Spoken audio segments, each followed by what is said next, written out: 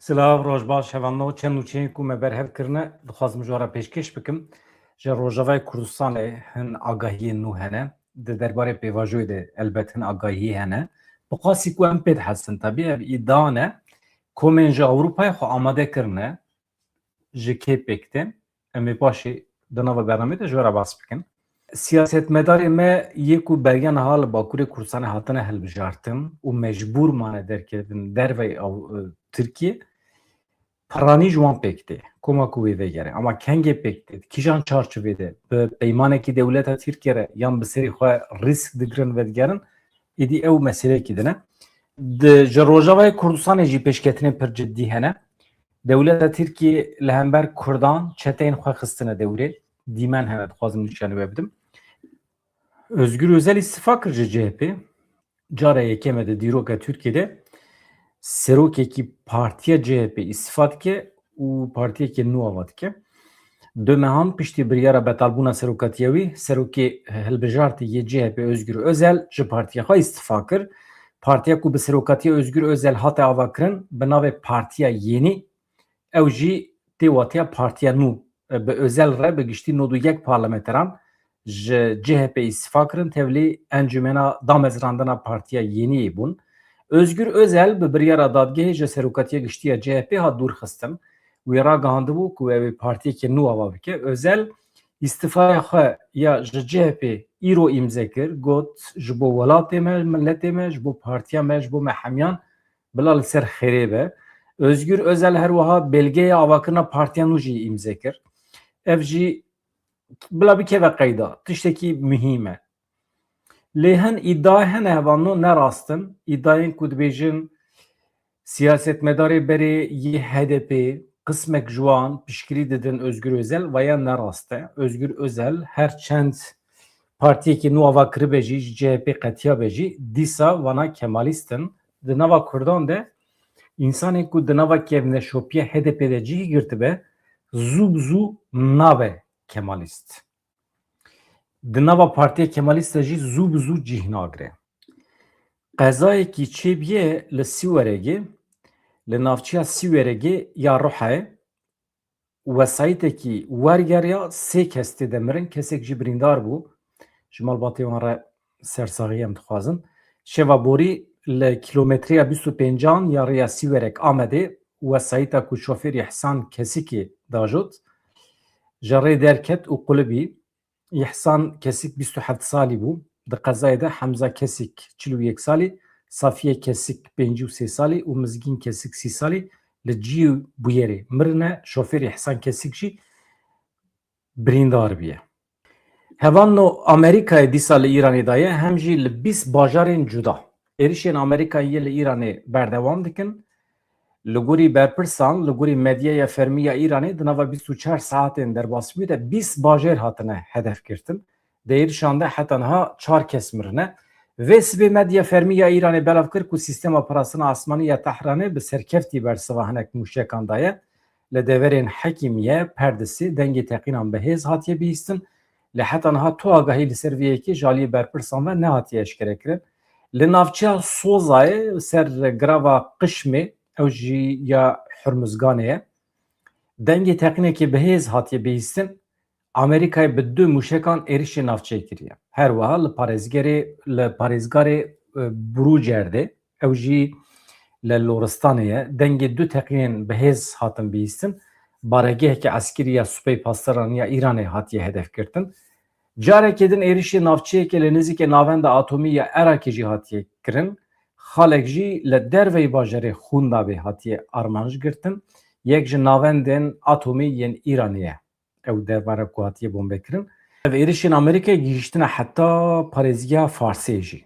Êrişê bendera Caskê kirine ew jî dikeve rojhilatê parêzgeha Hurmuzganê. Li hember vê yekê hêzên çekdar yên Îranê jî bi hinceta gihandina zirarê ya berjewendiyên Amerîkayê ew jî êrişê xwe didomînin bi dronan bi mûşekan êrişên ser ciyên Amerîkayê yê li welatê cîran dikin. Şerê Ukrayna Rusya jî didome. Rusya êrişê xwe gelekî berfireh kirine. Wezareta Parastinê ya Rusya ragihand ku hêzên wê bajarê Beletskoyê ye Donetsk'e kontrol kirine, çeperên Ukrayna'yê kirine armanc, yekînê êrişkar piştî êrişa bi panzeran bajar bi temamî xistine bin kontrola xwe, piştre ketine pê leşkerên Ukraynî ên ku xwe di avahiyan de veşartibûn. Aniha di vê saetê de jî şer giran e. Wezareta Parastina Rûsya beyan kir ku hêzên Rûsyayê li 146 deveran ciyên hilbijartî û ciyê ku dron lê têne hilberîn erê tesîsên enerjî, ciyê sotemenî, ciyê veguestinê, ciyê halên belavbûna askeran ji xwe re kirine armanc, yani baregehên Ukraynayê ji xwe re kirine armanc. Wekî din hevan da İran û Iraqê 4 peymanên hevkariyê imzê kirin. Hûzanin Serokvezîrê Iraqê bi Amerîkyan re pir zêde 46 peyman imzê kirin. Di vegerê de derbasî Îranê bû. Li Îranê tenê 4 peyman imzê kirine û jî peymanên pir piçûk in yani.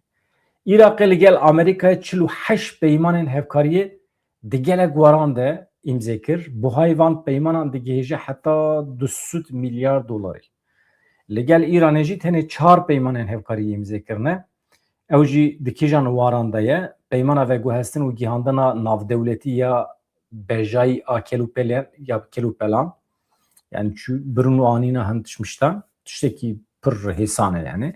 Hevkariya ji bo dirêjkirina xeta Hesînî ya Kîrmanşan, Xosrewî, Xaneqîn, Bexda, hevkariyên cîranî di navbera şara Derya Bexda û Tehranê de, hevkariyên duwarê revebirina hikûmetê û perwerdekirina hêz û quweta mirovî de, her çar peyman jî tiştên normal in.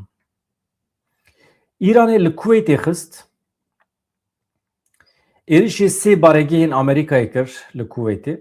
Artêşa Îranê hevanla ragihand ku wan bi rêya dronên bombebarkirî sê baregehên hêzên Amerîkayê yên li Kuweytê kirine armanc. Pêwendiyên giştî artêşa Îranê di daxuyaniyekê de eşkere kir ku di çarçoveya qonaxa 25 ya operasyona Brûskê de wekî bersivekê ji bo êrişên Amerîkayê wan bi berfirehî êrişê baregehên artêşa Amerîkayê yên li Kuweytê kiriye. Artêşa Pastiraniya Îranê beyan kir ku wan bi mûşek û dronan êrişê hedefên Amerîkayê yên li Ürdünê jî kirine û her wiha li bajarê Hewlêrê jî li Herêma Kurdistanê hin baregehên Amerîkayê bûne hedef lê zerarekî mezin ez bihar nakim çêbû be ji ber ku hin dron li hewayê hatin teqandin ji aliyê parastina hewayî ve. Tengava Hurmuzê aniha bi temamî girtiye hevanla.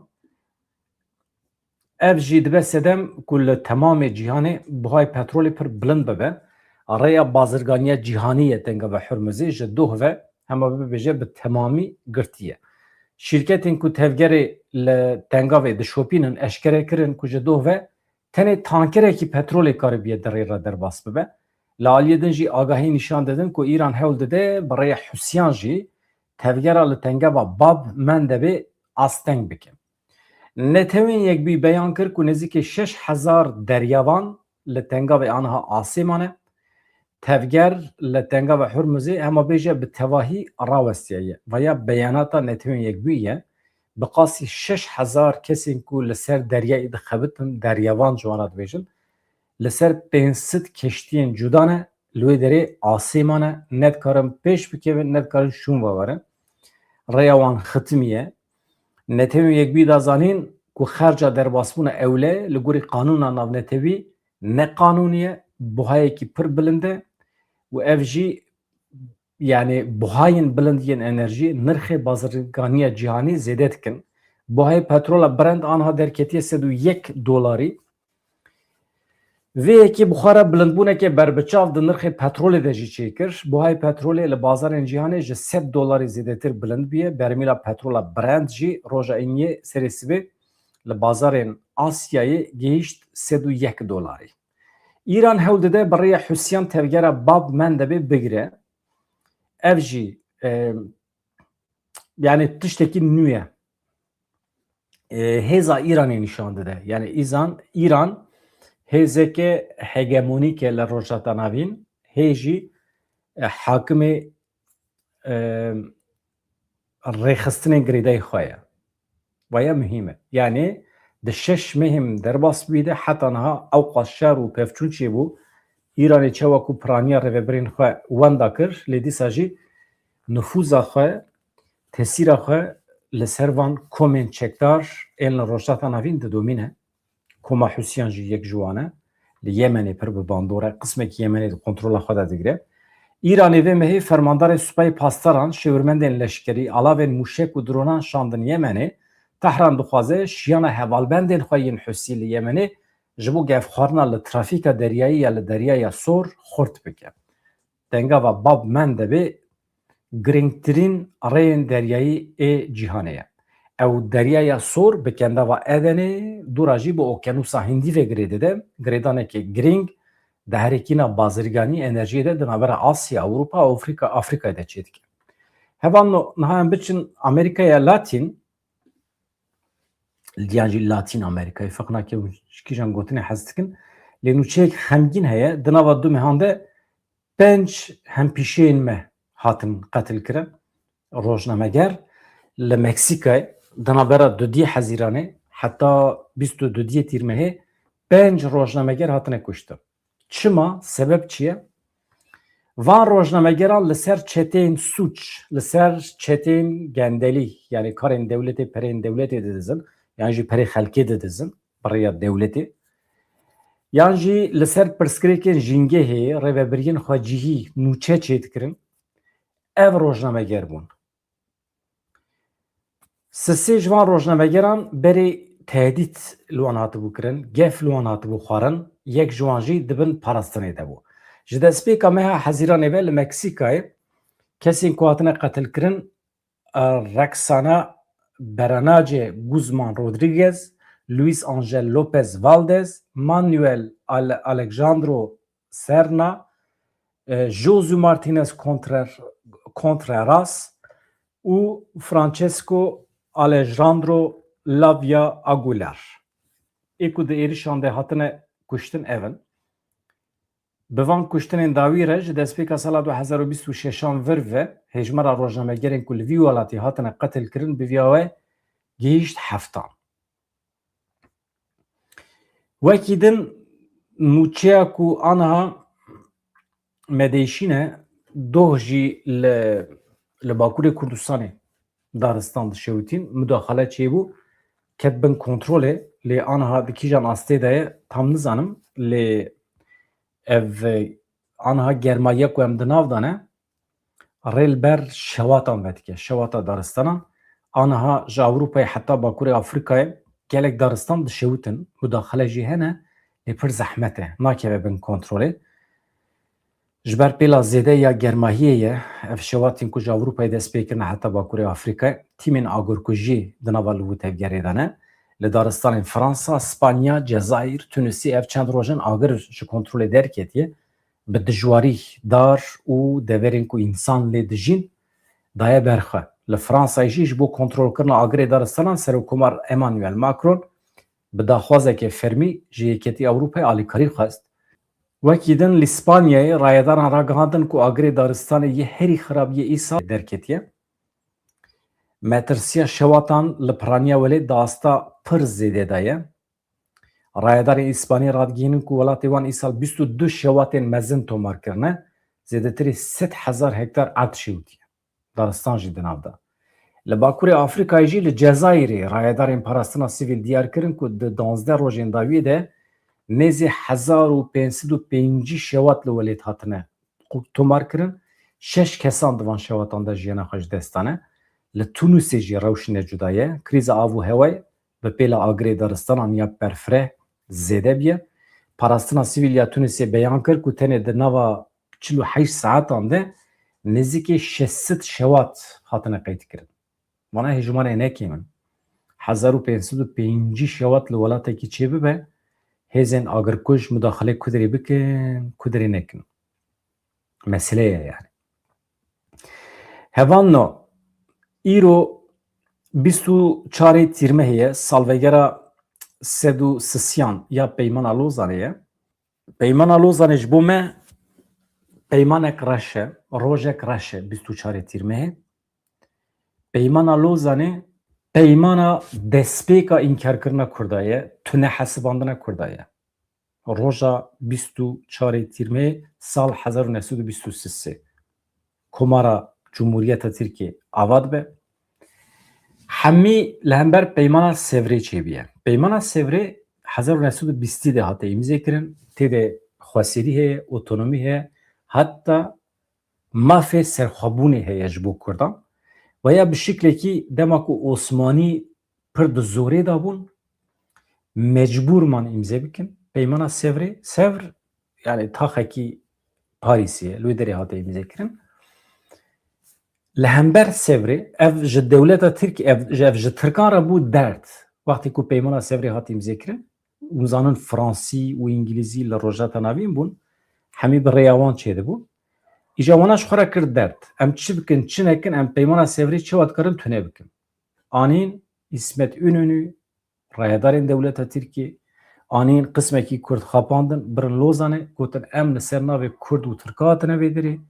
Pêdiviya Kurdan bi dewletekî cuda, bi xweseriyekî cuda tuneye, vana tamamen perçeyekî Tirkiye ne, Türkiye welatê Tirkan e, çawa ku welatê Tirkan e ê Kurdan e jî, İngilîza ra li hev kirin. Pêdiviya İngilîza jî bi vê peymanê hebû, ji ber ku pêdiviya İngilîzan bi dewleta Tirkiye hebû. Dewleta Tirkiye çawa ku îdia dike li hember İngilîzan tucar şer nekiriye. Yani avabûna komara xwe di şerê di serkeftina şerê li hember İngilîza da bi dest nexistiye. Çîrokên bi vî şeklî ava kirine lê nerast e. Bi temamî bi İngilîza ra li hev kirin ji ber ku İngilîz serdest bûn li rojhata navîn. Wextê ku wan ra li hev kirin, gotin em Kurdan bikin perçeyekî Tirkiye.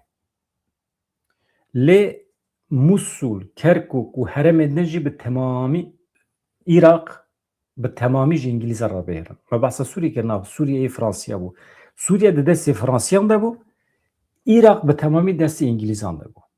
Îja anîn li hev kirin, Musul, Kerkuk wan heremên ku wê demê petrol nû de hate keşif kirin, İngilîzan wextê ku bi dest xistin, Kurd firotin. Yani Kurd hatin firotin. Xıyanet li Kurdan hate kirin. Peymana Sevrê hate betal kirin. Peymana Lozanê ji ber vê pir mühim e. Xıyaneta herî mezin a dîroka Kurdan e. Ji bo Tirkiye serkeftinekî pir cidî ye. Rast e, Tirkiye hezar salan dikare pîroz bike. Ji bo wan serkeftin e. Îja di vê pêvajoyê de hevalno, dewleta Tirkiye heta ku lêborîna xwe ji ber peymana Lozanê nexwaze, İngiliz heta ku lêborîna xwe nexwazin, em nikarin van însana efû bikin. Peymana Lozanê hevkariya Tirk û İngilîzan e, hatta Fransî jî em bixwe navê, hevkariya İngiliz, Fransî û Tirkan e, ji bo ku Kurdan bikin perçeyekî Tirkan. Tirk bi ser ketin, ev projeya wan bi ser ket, bi ser neket. Kurdan serî hilda. Komkujiyên pir mezin çêbû, heta îro jî serhildan çêbûne, Kurd tucar nebûn perçeyekî Tirkiye. Kurd nebûn perçeyekî Tirkan. Kurd milletekî bi serê xwe ye, neteweyekî bi serê xwe ye, çawa ku pêdiviya hemî milletan bi dewletbûnê heye, bi xweseriyê heye, mafê wanê ku xwe bi xwe bi rêve bibin heye, yê Kurdan jî heye. Kurdan tu carî dev ji vê daxwaza xwe bernedaye, çünkü em ne perçê xelkê ne, em bi serê xwe ne, em ne perçe ne. Em bi cîranê xwe re di nava aştî de dixwazin bijîn elbet. Yani Kurd li gorî erd û adetê xwe, li gorî ola xwe, li gorî nasnama xwe elbet ne ku dixwazin, mecbûrin jî. Yani merû mecbûr e bi cîranê xwe re bijî. Merû cîranê xwe hil nabijêre. Dedî ev jî qeder e, yani cîranê te çi para tekeve ew e yani. Tirkan jî Yunanan hil nebijart.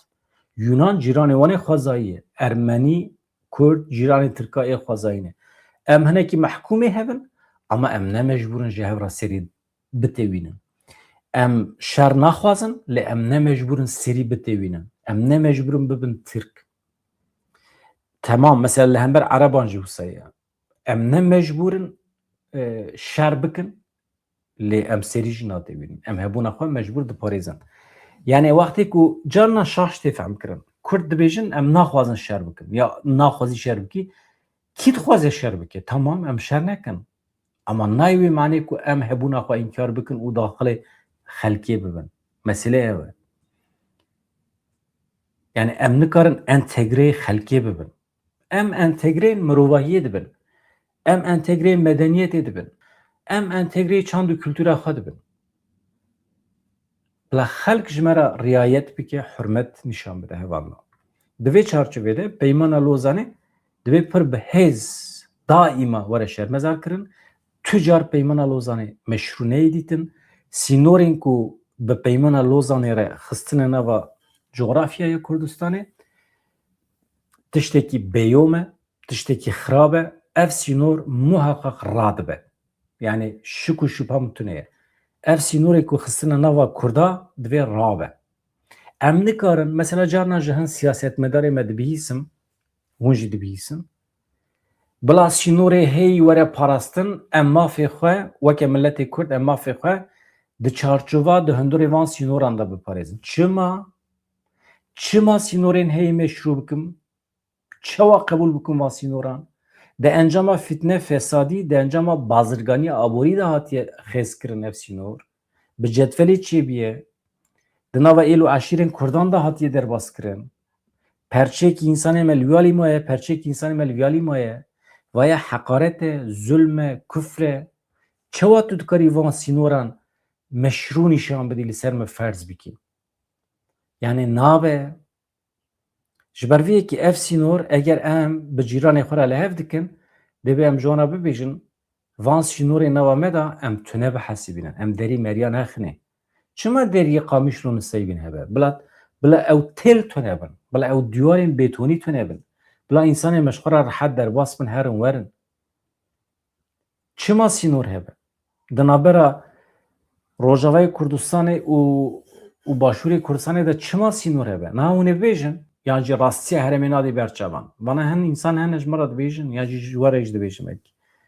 Rastiya herêmê hevalna merov bi xwe diyar dike, merov bi xwe empoze dike. Rastiya herêmê çi ye? Çawa 14 salan Rojavayê Kurdistanê di destê me de ma? Ma rastiya herêmê ew bû? Na. Aniha Rojavayê Kurdistanê ji destê me derketiye, veya rastiya herêmê ye? Na. Vaya me bi riza xwe kir. Yani nayê bîra we di taxekî Kobanê de berxwedanekî rêl berçivê kir. Niha li Rojavayê Kurdistanê hevalna bixwasî ku em dibihîsin,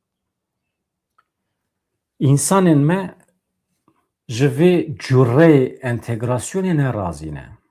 Ne tenê li Rojava, li pir deverên cuda ên Kurdistanê însanên me nerazî ne. Çünkü tê de biçûkxistina Kurdan heye, bîna wî tê. Dewleta Tirk ji karakterê xwe yê înkar û îmhakirinê tu tiştekî wenda nekiriye, tavîz nade. Dewleta Tirkê bi vê peymanê re, bi vê pêvajiyê re Kurdan biçûk dixe, mecbûrê xwe dike, ji tu tiştekî xwe poşman nebiye. Veya çima dibêjim? Rojên pir germ li pêşiya me ne. Pir Kurd hene. Ji vê meselê re negotine erê. Pir revebirên Kurdan hene. Pir şervan û fermandarên Kurdan hene. Ji vê rewşa biçûkxistina Kurdan re negotine erê. Ez vîya bêjim bes e, edî hûn çawa fehm dikin, fehm kin. Erê tune. Qismekî biçûk însanê me ji ber menfaetên xwe gotine erê, ama piraniya şervanên me, piraniya siyasetmedarên me, piraniya rêvebirên me û milletê me ji vê rewşê re negotine erê. Ji bo xatirê hin tiştan bêdengin, lê negotine erê. We got erê? Na, hûn jî nebêjin erê, hûn jî nabêjin erê. Îja di vê çarçovê de kom hene ji Qandîlê vedigerin Tirkiye, kom hene ji Ewropayê vedigerin Tirkiye, ama vegera van koma nayê wê manê ku Kurdan ji pêvajiyê re gotiye erê, ji tavrê biçûkxistiniyê dewleta Tirkiye re gotine erê, nayê wê manê. Mesela însanê me ê ji Ewropayê vedigerin Tirkiye, însanê ne sûcdarin, elbetî dikarin vegerin. Vana însanên zemanê xwe de ketine helbijartinan, wezîfeyên xwe ên hemaletîbûna Tirkiye anîne cih, çawa ye baca xwe dane, askeriya xwe kirine, bûne wekîl, bûne şaredar. Ev însanên me baweyekî bi şeklekî mecbur mane derkevin dervê Türkiye hatine sürgünê jiyane perperîşan bûne ferî vandera nebûne zimanê vandera fêr nebûne ev insanên me baweyekê komî heqê wan heye vegerin Tirkiye vedigerin dibêjin ez vedigerim ez diçim gundê xwe tu weke dewlet mecbûrî min biparêzî ne ku min bavê jî hepsê çünkü min sûç nekiriye ez însanekî helbijartî me jaliyê milletê xwe ve lê te ez şandime derveyê welêt yan jî ez mecbûr derketime ama divê tu min navê jî hepsê vaya weke ceribandinekî ye ka muameleya dewleta Tirkiye li hember ve însanê me wê çi wabe ev însanê me ê bi taybetî hatine Ewropa yan jî çûne Başûrê Kurdistanê gelek wekîlên me û şaredarên me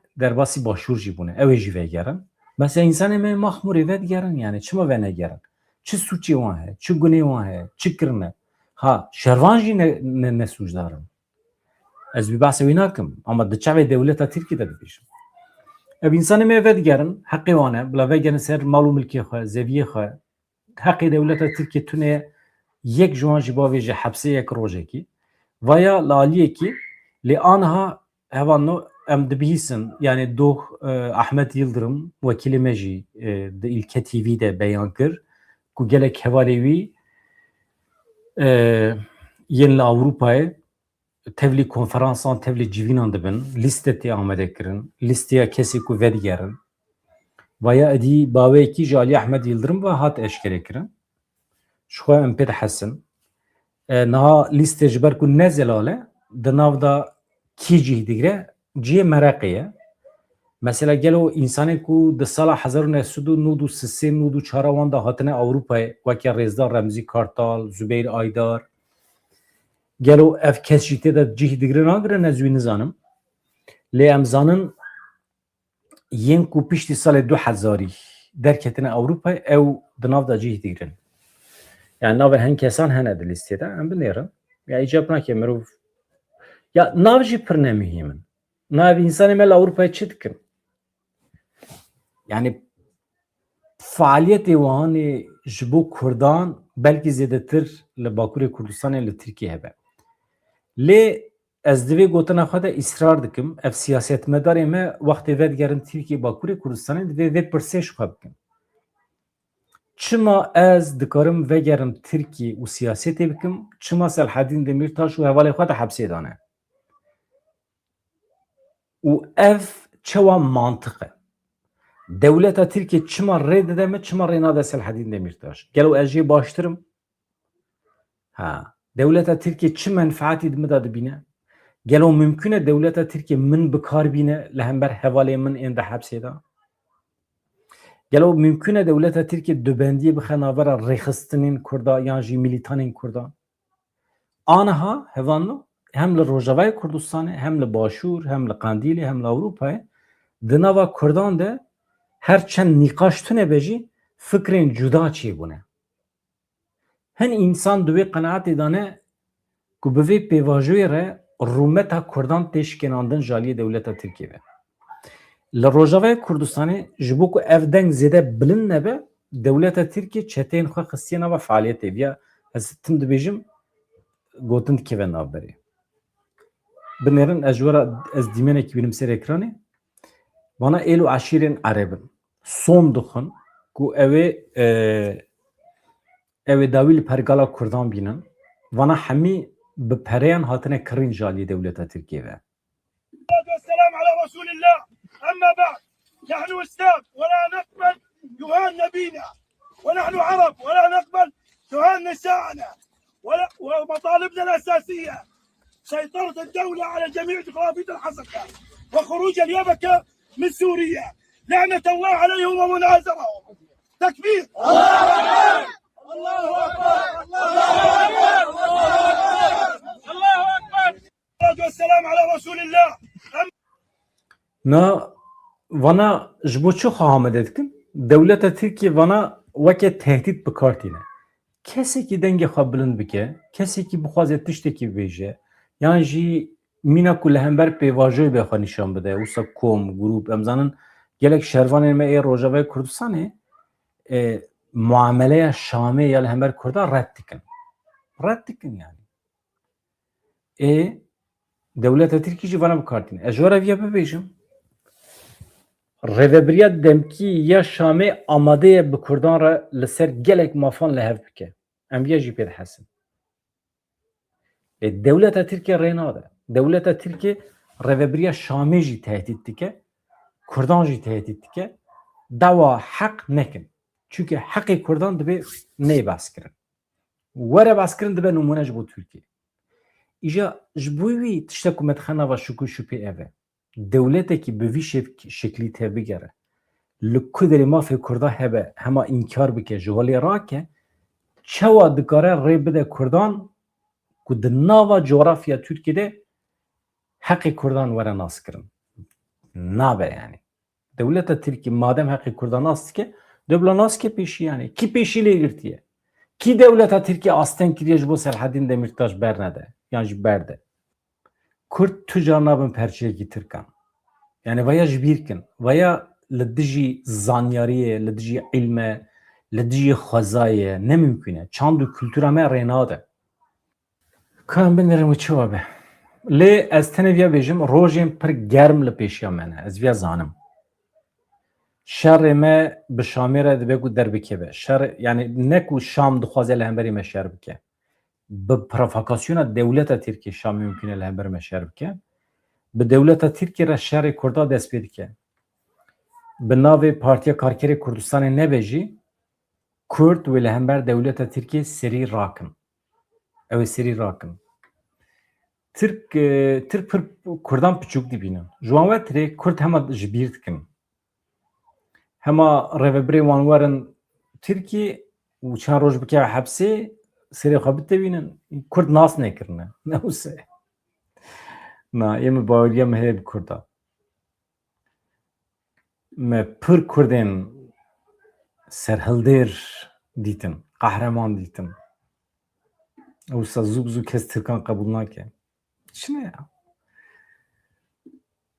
Yani Türk bi vê cehaleta xwe, bi vê aliyê xwe êrişkar, bi van tehdîtên xwe